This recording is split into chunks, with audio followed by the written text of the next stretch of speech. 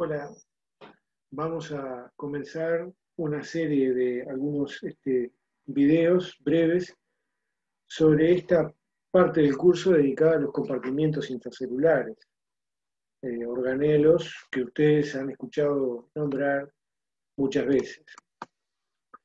Estos organelos que ustedes ya conocen, digamos el núcleo, mitocondrias, peroxisomas, retículo endoplásmico, rugoso, liso, lisosomas, aparatos de Golgi, vesículas.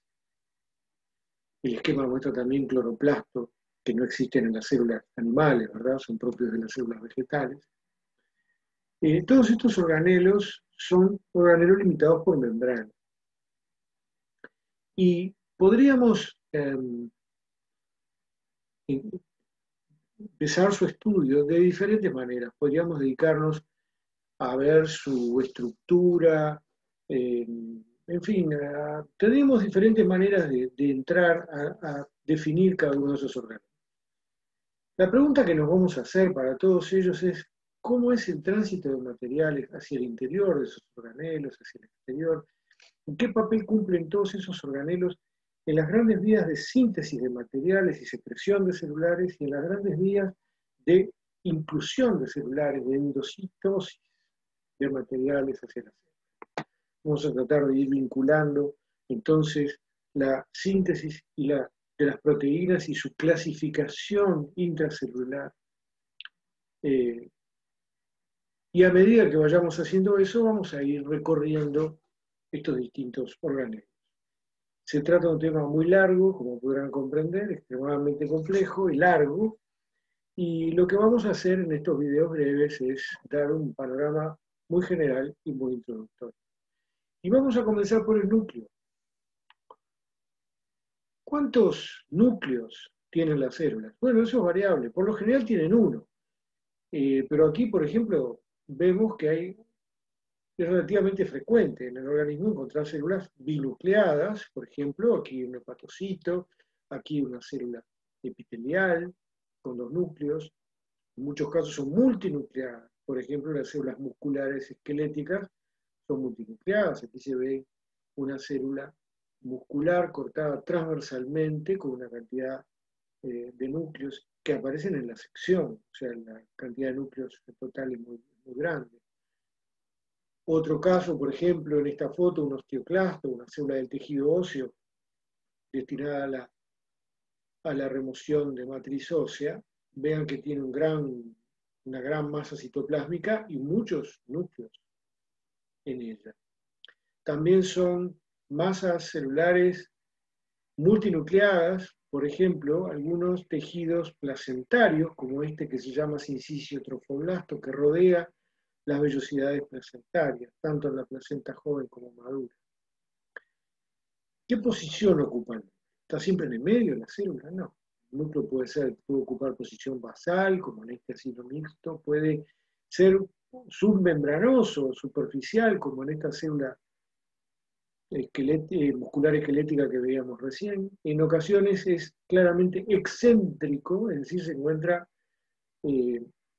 radiado a uno de los polos de esa célula oval. Estos son plasmocitos. ¿Qué tan el tamaño de los núcleos? Es igual. Si ustedes saben que dentro de los núcleos está el material genético y que el genoma, en realidad, o en fin, el ADN es el mismo en todas nuestras células, sería esperable que los núcleos tuvieran un tamaño similar. Sin embargo, no es así. Miren, por ejemplo, el tamaño del núcleo de los hepatocitos comparado con el núcleo, por ejemplo, de esta neurona. Y ojo que la imagen, ambas imágenes están a la misma magnificación. Es decir, que esta relación de tamaño que estamos viendo es real. ¿A qué se debe eso? Bueno, vamos a ir viendo cuáles son los componentes. La forma del núcleo, ¿son siempre redondos? No. Pueden ser redondeados, pero también pueden ser alargados, muy alargados. Tienen diferentes formas. Algunos tienen formas que parecen muy caprichosas, como en estos neutrófilos, por ejemplo, que son polilobulados y con formas de media luna. En otros casos incluso tienen formas realmente caprichosas y muy curiosas, como es este caso de células del epitelio epidermal. Sea cual sea la forma, ubicación, tamaño, etcétera, de los núcleos, en todos ellos se puede reconocer una estructura base, una estructura común que lo define como núcleo. En primer lugar, todos ellos tienen una envoltura que llamamos así, no membrana, porque en realidad la envoltura nuclear está formada por dos membranas, la membrana nuclear externa y la membrana nuclear interna. Ambas membranas forman lo que llamamos la envoltura nuclear. Estas membranas, vean ustedes, presentan discontinuidades, llamados poros nucleares. Y además, la membrana nuclear externa es continua con el retículo endoplásmico, de modo que la luz, la cavidad que queda entre la membrana nuclear externa e interna es continua con la luz del retículo endoplásmico. Es más, en muchos núcleos es posible ver en la superficie citosólica de la membrana nuclear externa una serie de ribosomas adheridos, como si se tratara de una cisterna del retículo endoplásmico rugoso. Así que envoltura nuclear con dos membranas y poros.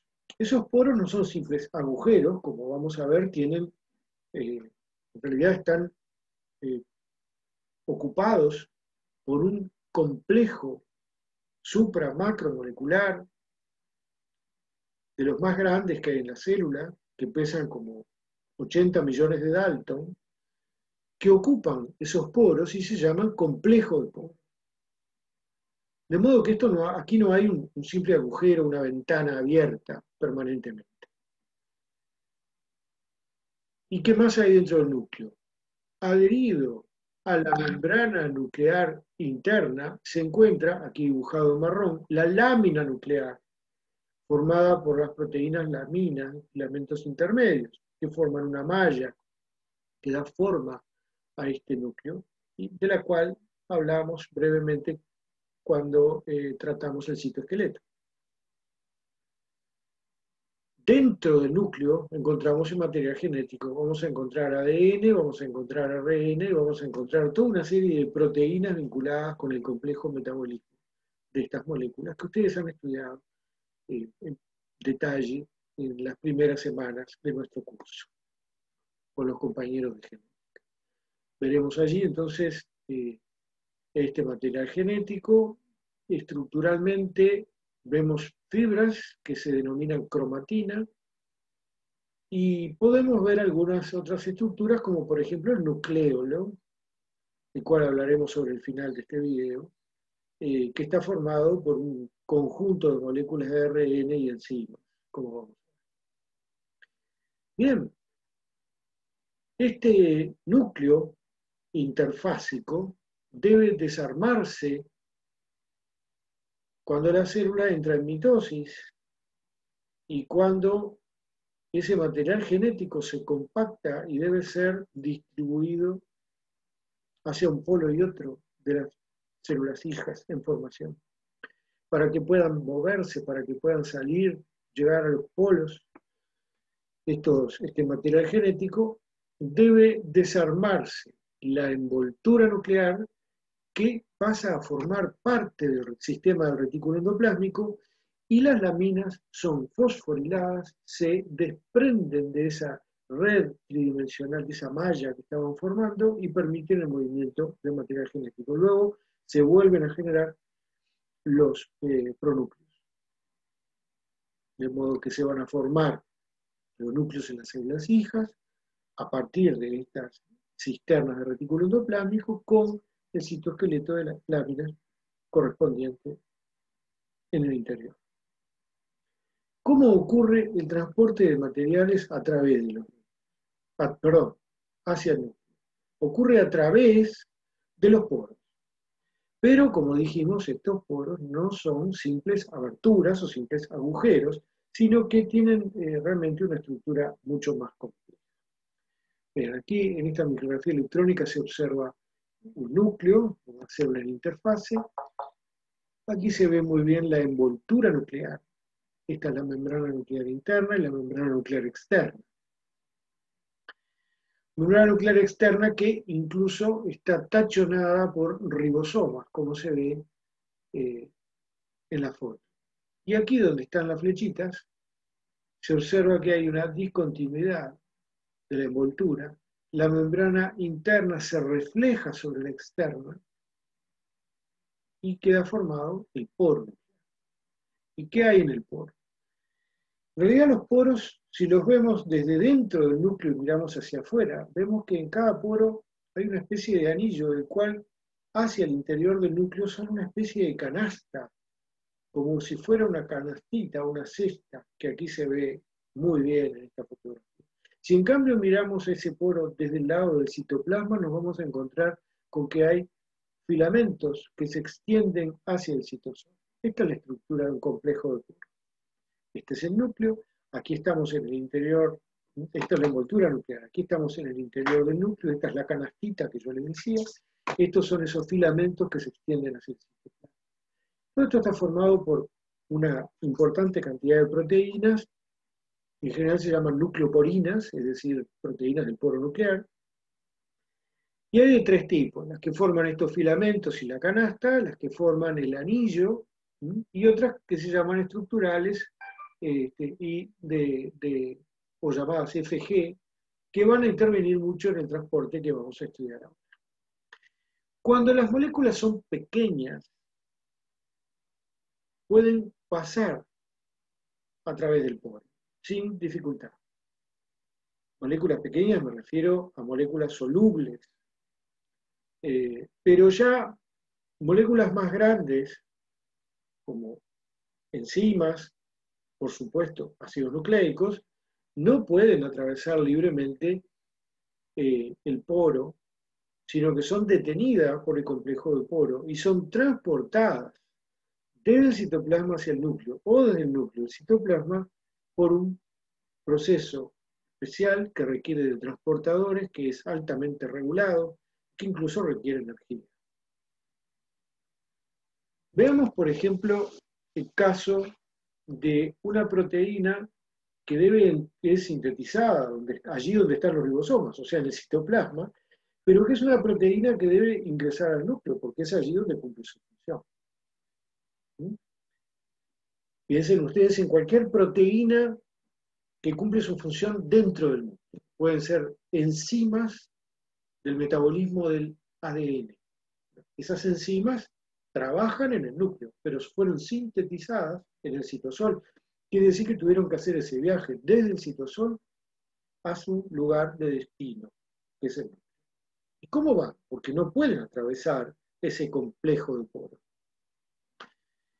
Bueno, esas proteínas tienen en su estructura, en su secuencia, una secuencia que es una señal, que es esta que está aquí en rojo, que es una especie de etiqueta puesta en esa proteína que indica que esa proteína tiene localización nuclear. Las proteínas que tienen esta etiqueta, esta marca, esta señal, pueden ser, se asocian, mejor dicho, son reconocidas y se asocian a proteínas transportadoras hacia el núcleo que se llaman importinas. Las importinas tienen una altísima afinidad por unirse a proteínas que tienen esta señal. Entonces, si una proteína cuando se sintetiza en el citosol tiene esta señal, va a formar este complejo con las importinas. Y puede atravesar el complejo de poro, porque estas nucleoporinas FG reconocen a esta importina y la van a permitir pasar de forma activa hacia el núcleo. Una vez que está dentro del nucleoplasma, la importina cataliza o acelera la transformación de una proteína reguladora que se encuentra aquí a nivel del núcleo, que se denomina RAM, y es, como se dice aquí, RAM, y es una GTPasa.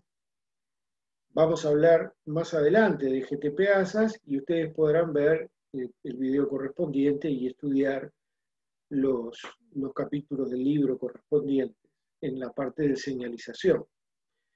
Digamos ahora que esta proteína G, que es una GTPasa, está unida a GDP, y la importina hace que cambie ese GDP por GTP,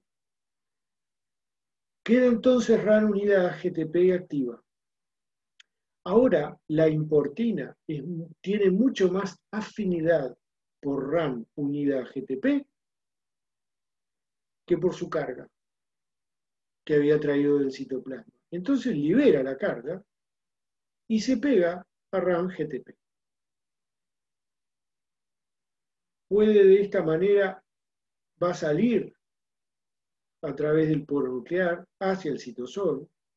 Al pasar por el poro, las nucleoporinas FG activan la capacidad GTPasa de esta proteína RAN, que entonces deja de estar unida a GTP y pasa a estar unida a GDP nuevamente. Y entonces la importina ya no tiene tanta afinidad por RAN y tiene mayor afinidad por las proteínas que poseen esta secuencia. Y el ciclo se reanuda. Como resultado, RAN está pegando vueltas aquí, entrando y saliendo del núcleo. Cuando entra, trae una carga que abandona en el núcleo. De esa manera es como estas proteínas con esta carga pueden entrar. Digamos que hay también un mecanismo similar, pero algo diferente, que permite la salida de ciertas proteínas desde el núcleo hacia el citosol, por un mecanismo que utiliza proteínas llamadas exportinas, y que también hay el pasaje de algunas macromoléculas en forma independiente de importinas y exportinas, por otros mecanismos. Pero yo no quiero detenerme en detalle, solamente vamos a poner la lupa en este pequeño detalle. ¿Qué otros elementos hay en el núcleo? Habíamos dicho, bueno, aparte de cromatina, existe en muchos núcleos en forma extremadamente notoria, como este que está aquí, el nucleolo. Hoy sabemos que el nucleolo en realidad es una fábrica de ribosomas. Allí hay síntesis y procesamiento y empaquetamiento de todos los materiales ácidos nucleicos que forman los ribosomas. Entonces, cuando una célula sintetiza mucha proteína, su metabolismo, por lo general tiene nucleolos grandes, porque va a tener un importante desarrollo de estos sitios donde se generan los ribosomas.